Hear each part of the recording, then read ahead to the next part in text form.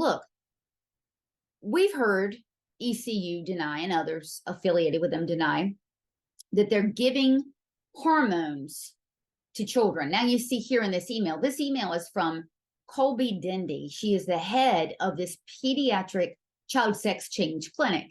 She's sitting here saying, look, we provide the hormones to pediatrics and adults, along providing an affirming and safe primary care for patients across the spectrum, blah, blah, blah, blah, blah.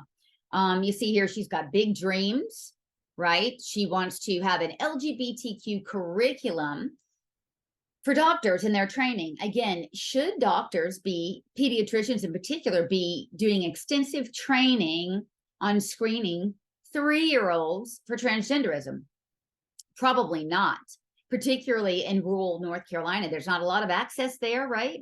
There needs to be more focus on reaching the most amount of patients with quality health care. This is a waste of time and money, and it's extremely immoral. So again, ECU is reaching out to principals, to teachers and counselors through something called the Safe Zone training. So they're doing this Safe Zone training as really a marketing tool for the clinic. Here's how it works. They give them, they meaning ECU, and actually members of the clinical team, they're giving these 4-hour trainings where they are destigmatizing talking about sexuality with children. They are normalizing binary or non-binary, categories, etc. They are encouraging referrals to the clinic. So yeah, it's like, would we allow Pfizer to go in and do direct to consumer marketing when the consumers are children? No, we would not. And I believe this is the way they get around it. So let's look at this. So in this stack of stuff that we got, we also saw a presentation by Colby Dendy, and this went out to the rest of her team. Look what it says here. See, so they're focusing on these things. They're saying, look, here's a school climate. In other words, here's the case for us to be going into schools. But look, she's opining and lamenting about, gosh, nearly 1/3 of gay students were disciplined for PDA that did not result in similar action for non-LGBTQ students. Says who? Says who? Let's figure it out. Self-report? Because that's what this is, self-report. And look at this, only 2% received LGBTQ inclusive sex education in school. If abstinence is the state law, then why the hell is that even relevant? So you can see here very definitely that the clinical team and the team at ECU, they want their hands on what's going on in the schools. Very definitely. We saw that with Duke. We'll probably see it with UNC.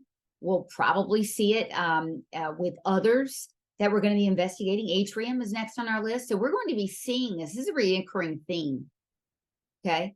Primary care providers will support surgery with referrals. So in other words, if a patient, they're seeing a patient at 15, obviously we know that if they're being treated with blockers and hormones, are going to need surgery because their gonads shrivel up to the size of raisins and their other changes happen. So they need a surgery, right? So they want a clear glide path for their young patients to be able to go into surgery when they're the age of majority.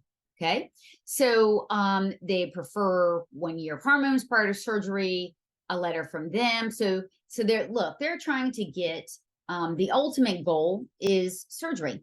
Okay, the ultimate goal is surgery. They're going to keep saying, oh, but we don't do surgery on minors. We don't do surgery on minors. And we don't have any indication that they do. But the fact that there needs to be such an enmeshment, it just underscores what we've been saying all along. This is the classroom to operating room pipeline. There's a few pit stops in between, like the conversion therapy, if you will, and the hormones. But this is the ultimate goal. And who benefits from that? Well, ECU Health, because they're making the money for it, right? Okay, and so we also learned that when they're giving the hormones, they don't know what the hell they're doing. Here's a bit of example of that. You've got Colby Dendy, who is just trained minimally, even not even specializing in pediatrics. She does a combination of med peds, but she's talking about this. Yeah, we're talking the other day about body image concerns with borderline, anorexia, eating disorder habits, and It would be interesting. It seems they have similar issues. Might be interesting to hear how they handle that while starting hormones. Maybe we could do that. Patients with borderline personality disorder, which is a kind of a character disorder, they call it, right? And who have anorexia combined are deeply ill, and they are in need of deep mental health counseling. Anorexia is life-threatening. They already are prime. They've got body images already. They got bad body images already. They've got body dysmorphic disorder. And let's see how they will handle cross-sex hormones on top of that. Cross-sex hormones with some of the side effects is suicide ideation and mental health problems. This is dangerous, very dangerous to the children who are being treated.